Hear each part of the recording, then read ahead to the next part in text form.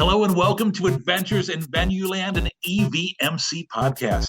Join us for this all-access pass backstage and behind the scenes with some of the brightest minds that cross the scope of the live event industry. I'm Dave Rettelberger.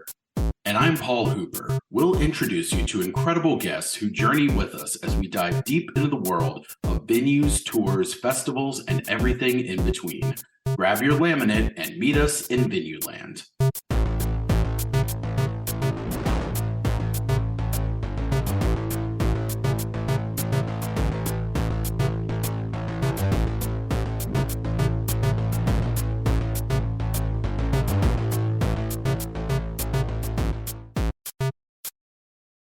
For today's adventure, we're heading to the nation's capital. Today's guest is the marketing director at Monumental Sports and Entertainment, where she leads the charge on all things marketing for Capital One Arena, Eagle Bank Arena, and District E. She's known for turning big ideas into unforgettable fan experiences.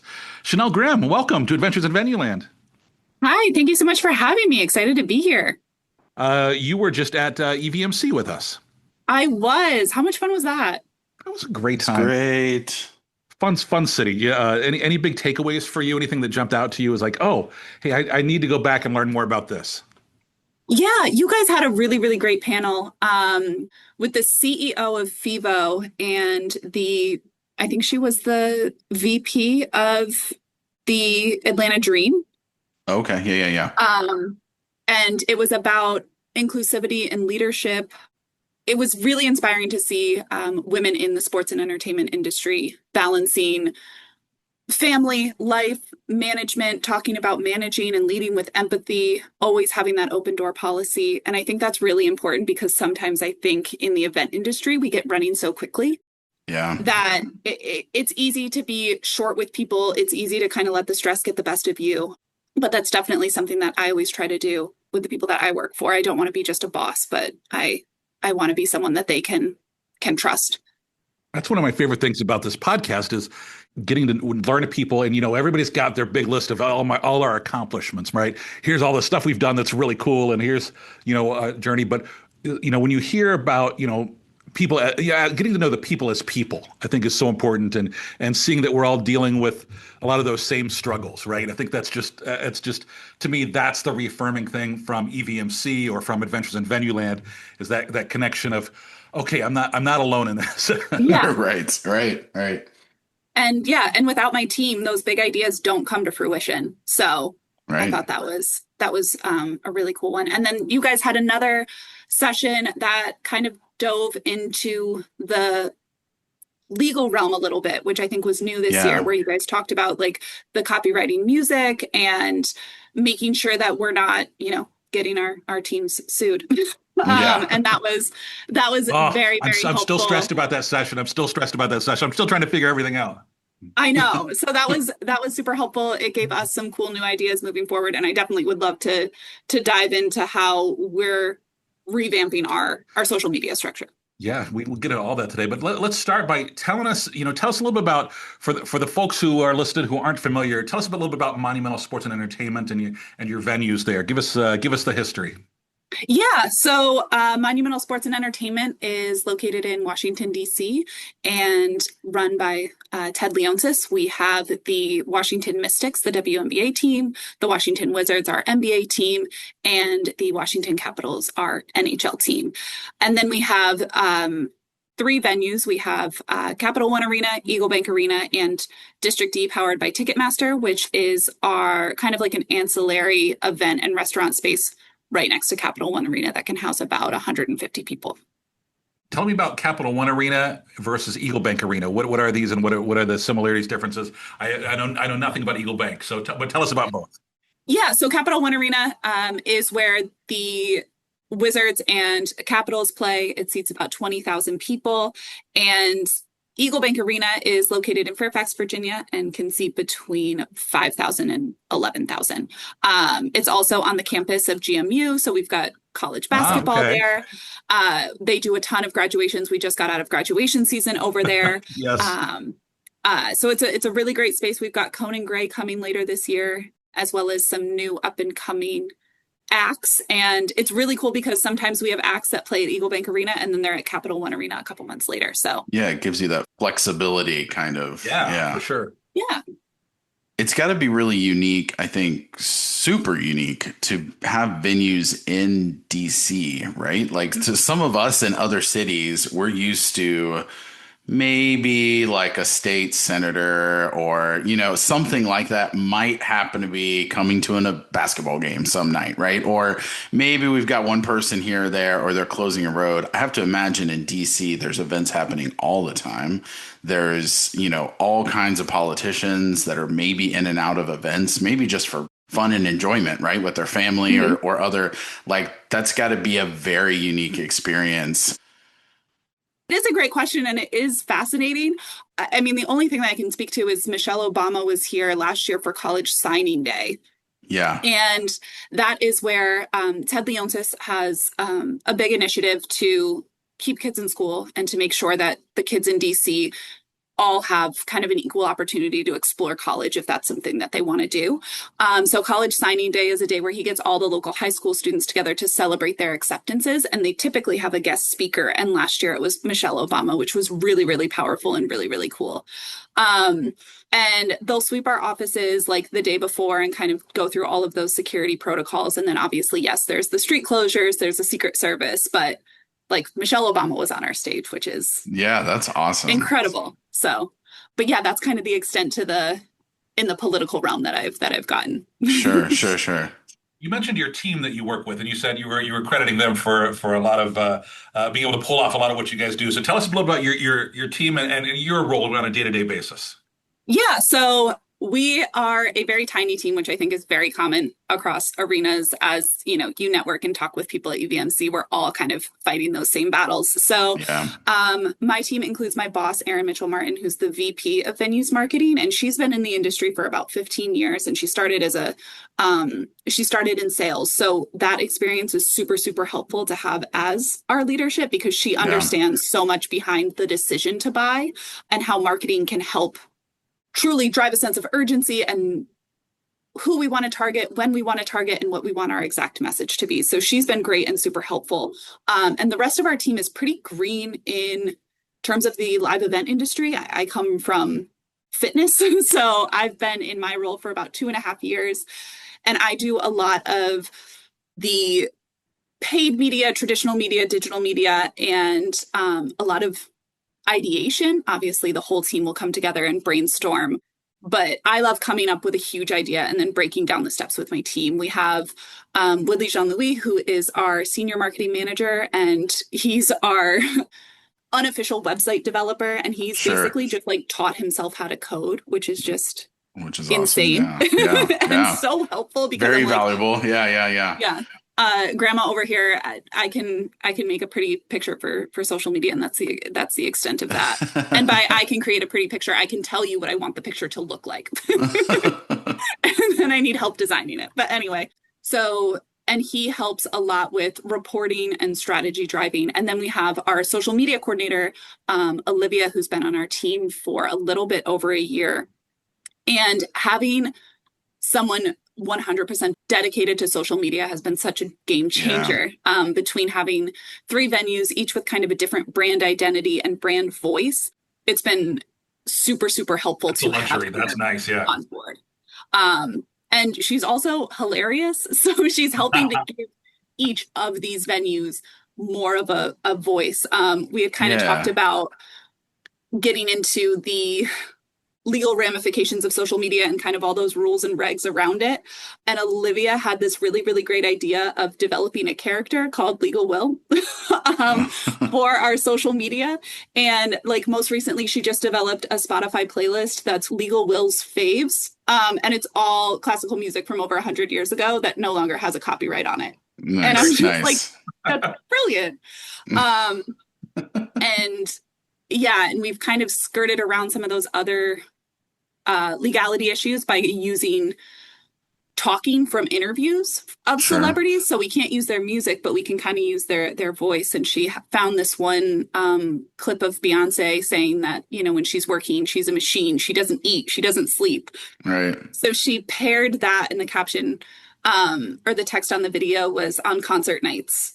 I don't eat, I don't sleep, I'm a machine. And then the caption was Legal Will wants me to make it clear that every hourly employee deserves a 30-minute break every 4.5 hours. So she's just having a ton of fun with that. So it's cool to take something that has been such a stressor for us for so long and just kind of make it into a bit. Yeah, and it feels like the venues that are having the most success with social media are certainly knowing when to kind of like poke fun at themselves or poke fun at other things, and creating that kind of personable fun. It should be a fun thing, right? Like venues are a place of fun. And sometimes I think it's easy for us to all get like stuck in that kind of salesy mode, and we kind of forget about like, let's just add something fun to the feed, that's not pushing a ticket or not reminding someone of something like that. And sometimes it's harder to do because you get in that grind and you're like, we just got to get this announcement posted up. We just got to get this on sale up. Oh, we just had this, whatever. The promoter gave us this push down thing. We got to get out about the new album or something. So I do love that it does seem like that generation that's coming in and are kind of being given the keys to social are bringing some of that, splash of personality back to the venues. They're making them kind of fun and goofy in a great way. Exactly. And I think before she came on, social media was always kind of, I don't want to call it an afterthought because it's always been a huge driver of sales, but it's hard to keep everything else going. And then also have the time to brainstorm and create this content. So to have someone solely dedicated to that has been, like I said, it's been a godsend. And we recently just did a TikTok, and we have another one coming out here soon. And it was a clip from a podcast, and the podcast host was talking about how crazy it is that you can take every time she goes to a basketball game, she can't help but think like, and then there's a concert here. And then they also turn it into an ice skating rink. And like, where is the ice? And how did they do that? And we took that soundbite and we put it behind a time lapse where we had like 7 events in 10 days. Yeah. And it went crazy. I think at this point it's got over 500,000 views. That's great.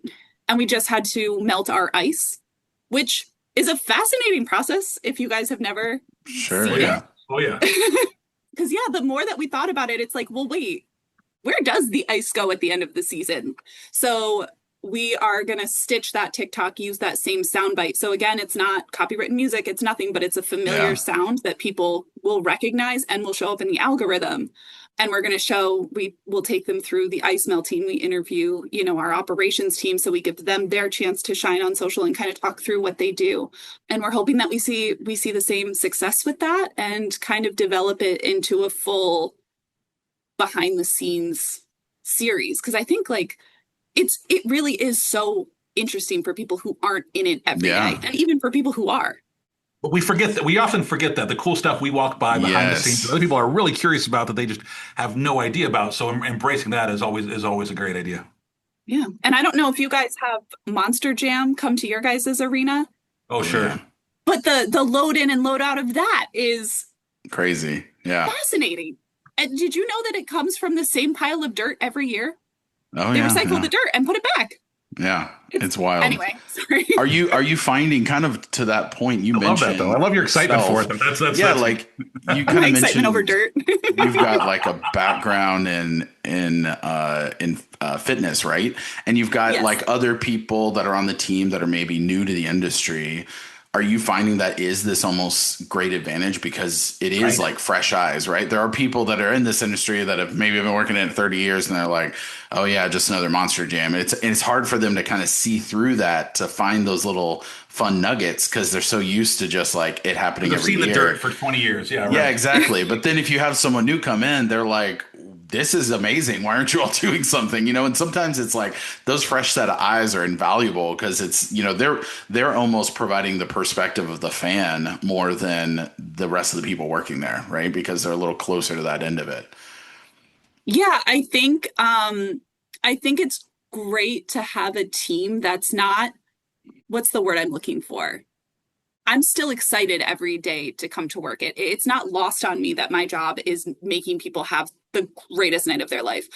Dave, you kind of said it in part of your speech for the Geeky Awards, but like how incredible is it that our job is to make sure that people have the best night of their lives? Right. How cool is it that our job, it could potentially be the backdrop to someone's proposal or the backdrop to someone getting all of their friends together for the first time, in years to like go see their favorite artists. Like, how cool is it that we all remember our first concert, Yeah. right? And like, I am responsible for people's first concerts. So like when they grow up and they talk to people about it, I played a part in that. And just Yes. like, Yeah. Yeah. Right. how lucky are we? And I think my boss who's been in the industry for 15 years, like it's still not lost on her either. So I think it's just finding those people who have that spark and who literally live for live music, for entertainment, and for making people's days better. Like it's just, Yeah. it's a privilege. And it's definitely not something that we take for granted here. And I think I'm lucky to have a team that's kind of, I always say we need to like toe the line very carefully of like fangirl and professional. Sure. Sure. I think it's important that our team is a fan of live music, because without that passion, if you don't have a passion for it, how are you supposed to sell the passion to somebody else? How are you going to come up with these like ideas that we're literally only doing to enhance everyone's experience and make sure that they have the best time of their lives? I think that passion is very important. And I think it's great that I have a team around me who is new to the game, still a little green, and so excited about everything that they get to do. I like to say, I don't want somebody who's okay with working long hours on event days. I want somebody who loves working long hours on event days, right? Because if you don't love it, it's the wrong business. Exactly. I don't like working long hours on a random Tuesday. But on an event day, right, then, those are the days that, we had a 17-hour day on Saturday for a stadium show, right? And I walk out of there and I'm just on cloud nine. Where else do you work a 17-hour day and you walk out and you're just floating? Yeah. Where else can you work where your job is to be in the pit of Kelsea Ballerini's first arena tour? Right. Like, right. Well, speaking of Kelsea, let's get into some of this fun stuff you guys did, because let's start specifically with Kelsea, because you guys did something cool, both for the fans and then backstage for her. Yeah. So for Kelsea Ballerini, we worked with Taylor Campa Olson, who's a local DC artist, and we had her bedazzle a pair of cowgirl boots that we were lucky enough to be able to gift her backstage. And she couldn't have been sweeter, nicer, more appreciative. She immediately like shows them to her wardrobe stylist and is like, how can we fit these in the show? Like, I really want to wear these. How are we going to wear these? Yeah. And I've never seen that before. So that was just very, very sweet. And then she comes up for her encore from the bottom of the stage wearing the boots. Oh, yeah. And that moment itself goes viral because we have the Kelsea Ballerini fan accounts, like new outfit alert, new outfit unlocked, like showing the boots. That's incredible. They knew, they clocked it. They're like, I haven't seen those boots before. Where did they come from? Exactly. So like that was so cool. So we had Olivia, our social media manager, another perk to having someone dedicated to social, post in real time that those boots were gifted by Capital One Arena. So then the fan accounts start tagging us, which was very, very cool. And then as far as the photo booths and fan activations on the concourse, our team has been kind of creating a series of photo booths where we're recreating either the tour or album artwork for certain artists. So Kelsea Ballerini's Baggage album cover was the sunset with the suitcases in front of it, and she's sitting on the suitcases. So we worked with another women-owned local business, Brightly Ever After, and she literally found suitcases at thrift stores, stacked them, piled them, built a stool, and then that sunset background so people could go and get their own like Kelsea Ballerini Baggage album cover. And that we saw, obviously, just it went crazy on social media. We were able to post it on our socials. We're getting over 500 likes and shares. So doing stuff like that is obviously cool because we see how excited the fans get about it. And then to see that realized in organic earned media value is you icing on the did cake. cool stuff with SZA and the diving board for her tour that was so prominent in that show, and how she opened up her show where fans could come in and recreate that image, or Justin Timberlake with the plane window backdrop. You talk about digital ROI. one thing that I know about you. And so talk to me about what that means to you with the digital ROI. Yeah, so obviously, as much fun as it is to gift artists and to create these fan experiences, we need to talk to our internal stakeholders to get budget to do these things. And they're not going to give us budget to do these things because it's going to make people smile. Obviously, that's a large part of it, but we need to kind of show the business reason behind it. So when we do these big activations, we're doing it for the fans who are going to be more apt to share it on social media. When we're gifting artists, we want to make sure that we're doing it intentionally, and we're moving away from just kind of giving them like a Wizards jersey with their name on it. We want to make sure that we're giving them something that they really love and they're going to use and they're going to post and share. We've been really inspired by the United Center. I think their gifting is so cool. So shout out to Derek. Derek and the team. Yep. Yeah, so they do such cool stuff. So just kind of putting a little bit more creativity behind it. We had Tate McRae here for Jingle Ball. She's a huge hockey fan. So we got her a fully bedazzled custom Caps jersey. She ended up wearing it on stage for Jingle Ball and then went back in the Caps locker room and teased Revolving Door wearing the Caps jersey. Nice. Which was pinned on her Instagram page for like 2 weeks because I did check every day to make sure we're still at the top. And also, I love Tate McRae, so I'll look at her TikTok every day regardless, but this was for business, of course. And she ended up getting like 4.1 million views on it. And the NHL Instagram shared photos of her on stage, and last we put it through our little software that told us our estimated earned media value. It was something like $84,000. And, off of one bedazzled Caps jersey, I think that's pretty good ROI. Yeah. So, obviously, you've got a lot of love for this business, but you really this wasn't always necessarily your path. So tell me, you're going to college, you're majoring in communications. What did you think you were going to do when you graduated? 21-year-old Chanelle had no idea what she was going to do.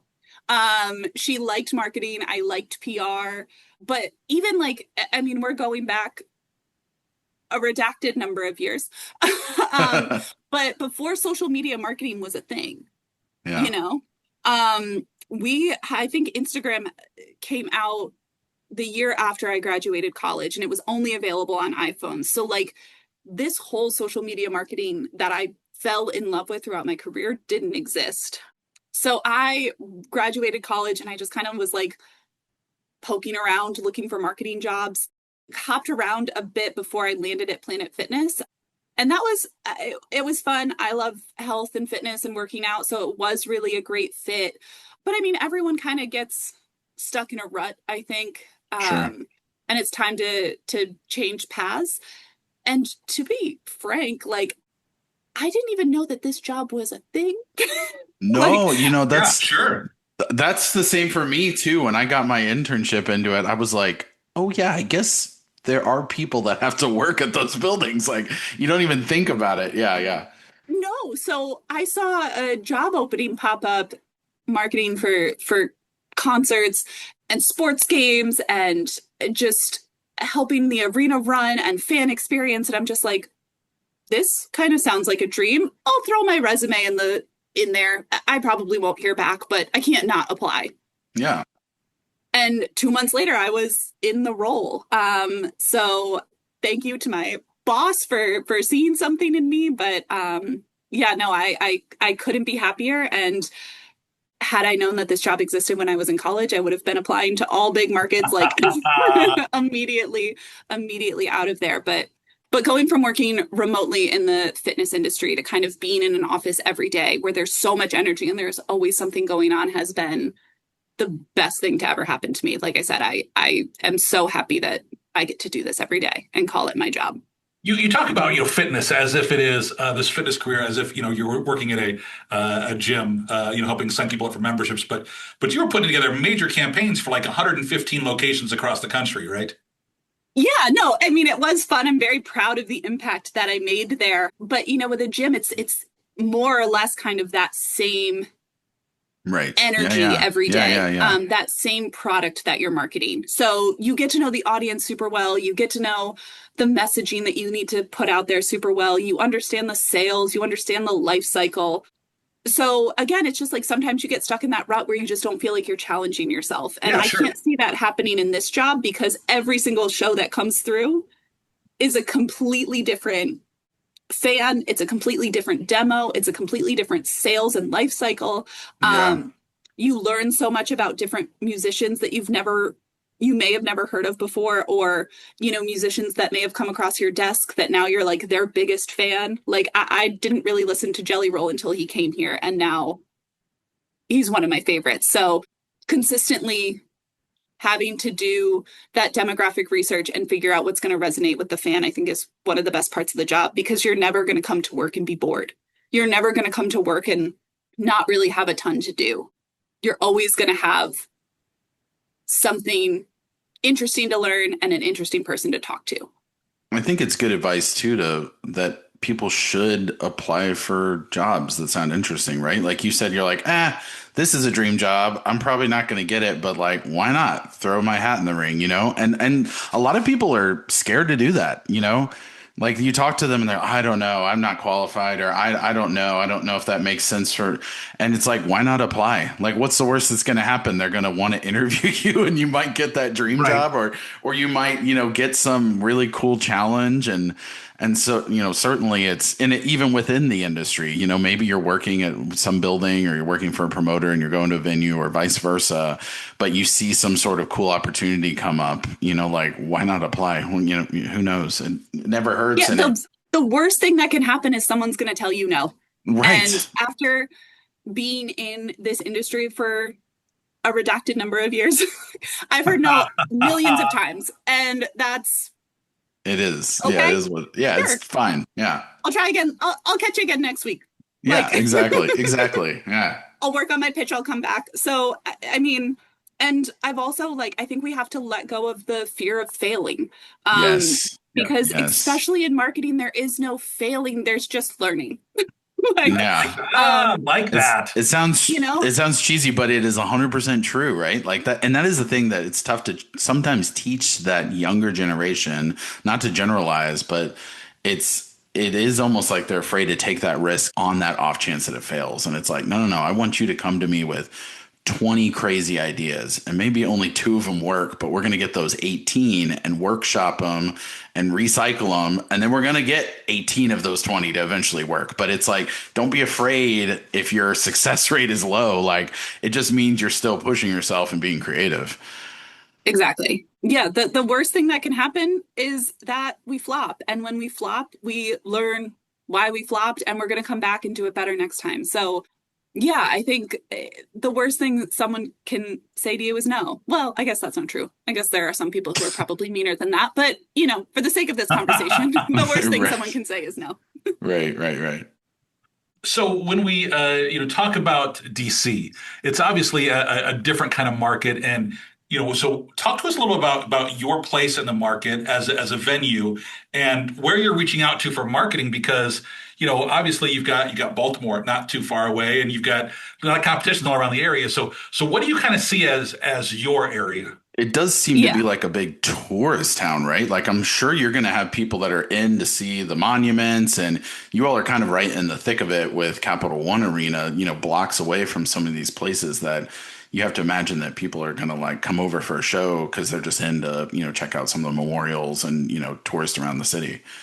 Yeah, exactly. And shout out to Allie in Baltimore. We love her. Um, so I know she was on the show a couple weeks ago, but Yes, yes.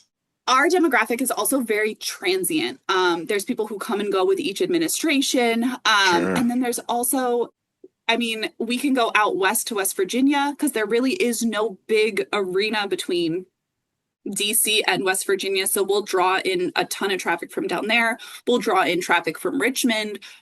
We'll draw in traffic from like sometimes even down to Virginia Beach. So what's really cool about DC is that it can be like that tourist destination. Like you're not going to just come to Capital One Arena for a show, but you might come to DC for the weekend when your favorite Right. artist is here. So we expand our reach basically depending on whether or not Baltimore has the show, from Baltimore to Virginia Beach out to West Virginia. And I think what else is really cool about DC is it's such a diverse city. So we get so many different types of artists coming through, you Yeah. know, from Buju Banton to Evan Torres to Romeo Santos. Well, I guess Romeo Santos and Evan Torres are kind of the same thing. He's in that band, A New Learning. Yeah. Yeah. You know, and then we have Kelsey Ballerini and Zach Bryan. Shane Gillis came and set a record for the building, selling over 19,000 tickets. So I think it's really, really cool to be in such a diverse city and to be in a city that can stand alone as a destination, because I think we get a lot of really cool, different new people through our doors. And then that's when our job comes into play with the concourse activations, with the social media, to make sure that those people remember to come back and travel to DC for every concert they want to see. Yeah, that's a great point, because you're not necessarily, it may be a harder sell to convince someone to, if they are further out, to drive in just for an event and then leave. But if they're like, oh, I can make a week out of it, or I can make a weekend and we can see some sights and we can see a show, and you know, that's got to be kind of like the rising tide raising all ships type of thing with like your Convention Visitors Bureau and other, you know, attractions around. Yeah, our corporate comms team does a great job working with all of the tourism departments and businesses in DC. So we've talked a lot about, you know, the venue and your job, but let's talk about, you know, away from work. What kind of things do you do to kind of find that balance we were talking about at the beginning of the episode today? So I am a mom of two. I have a 3-year-old and a 1-year-old. So There's no balance for you then. No, my hands are full. I'm working or I'm momming. And I'm definitely the woman at work who like can't shut up about her kids. And I'm sure everybody's like, okay, enough. Like we've seen all the pictures of your kids that we can possibly see. But you know, I think being a mom is a really great strength. We went to the Wise Woman of the Year event this year, and all of the women who had won that award were all moms. And I forget which woman said it, but they said you can have it all, but not always all at once. And that really stuck with me, because I think it's applicable to anyone, because we all have life stuff going on. So there are weeks when I can come in and really focus on work when my kids are sleeping and eating and being cute. But then there's weeks where we're teething or we're just being 3, and I am stressed out of my mind. I've gotten 2 hours of sleep. You know, my daycare is calling me, telling me that my baby is very stressed out and won't stop crying. And do I have any more Motrin? And it's like those weeks, I'm not going to be an all-star player. But yeah, when the weeks that are good, I try to take full advantage of and really show up and show out, because I know the next week is not always guaranteed. So yeah, I think it's great to have a boss who's super understanding of that work-life balance of everything that I have going on at home. And I think it also helps me, again, lead with that empathy. Like I know that Monumental Sports and Entertainment is not Olivia and Woodley's whole world. They also have lives and families and obligations outside of the office.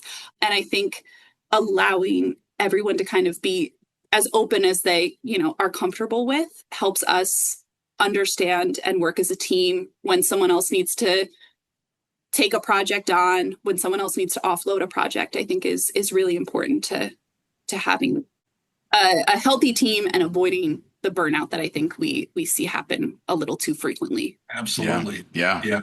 Very much so. You know, I saw that, you know, you shared some fun stuff on LinkedIn about some cool jackets you guys are doing, but you mentioned that in that same post that the arena is dark this summer. I didn't know if that was by design or it just happens to be just a little booking quiet window. So we are undergoing massive renovations. So that was my guess. Capital One Arena will unveil in 2028.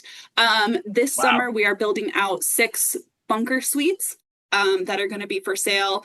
We're completely reimagining our premium seating departments and areas. We're developing more in arena food and beverage options. So it's not just going to be like your chicken tenders and your pizza. Those options will still be available, but we're definitely elevating that. We're developing new VIP clubs. We're completely redoing our back of house. So hopefully we have a much more comfortable backstage for the artists that come through.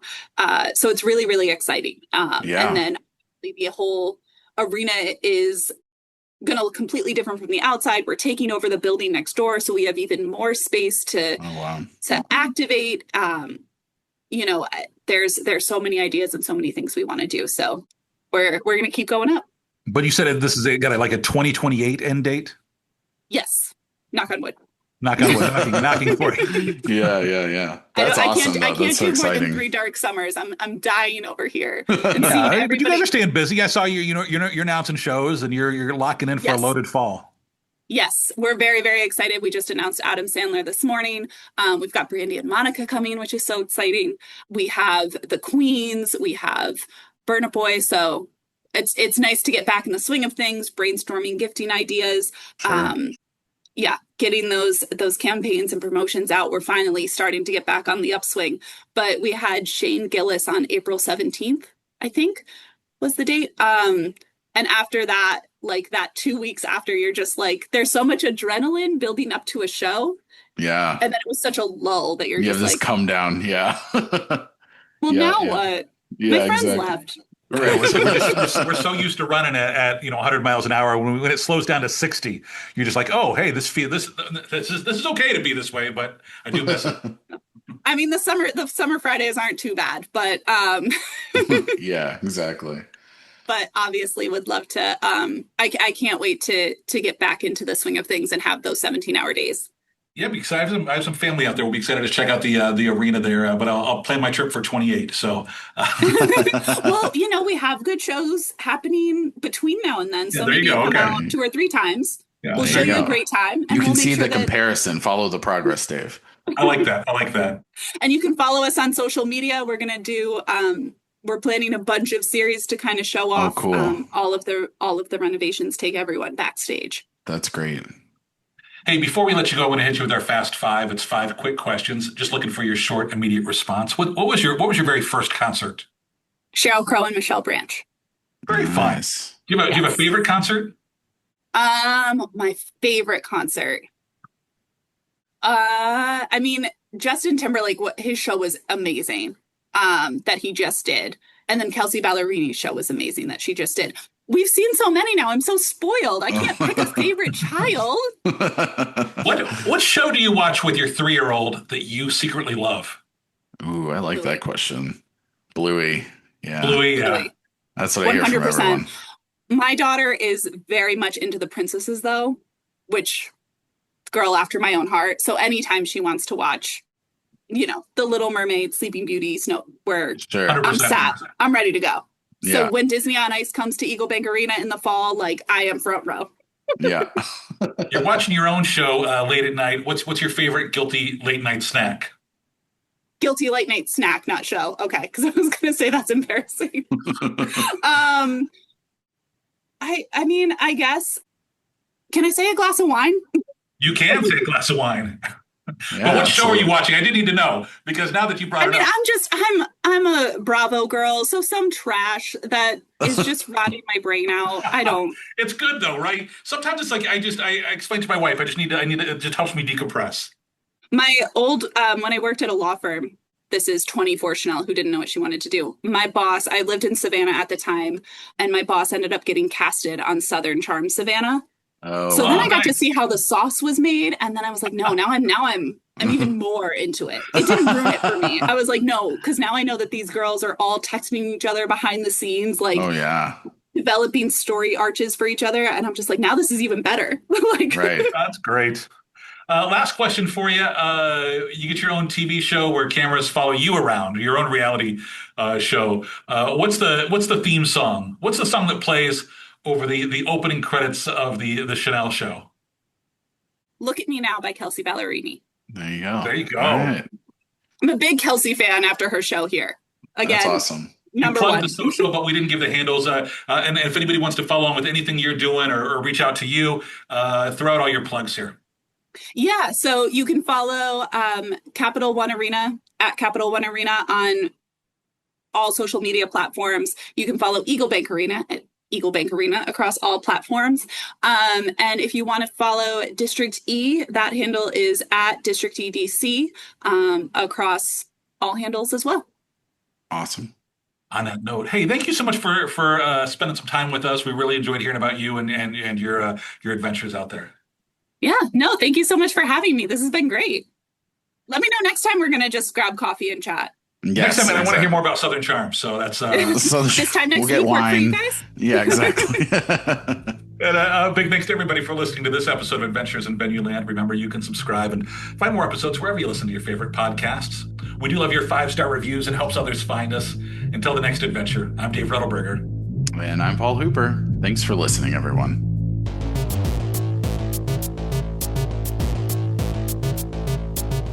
Adventures in Venueland is a side project of the Event and Venue Marketing Conference, a marketing conference that brings together diversified event and venue professionals to cultivate education, collaboration, and innovation for the growing sports and live entertainment industry.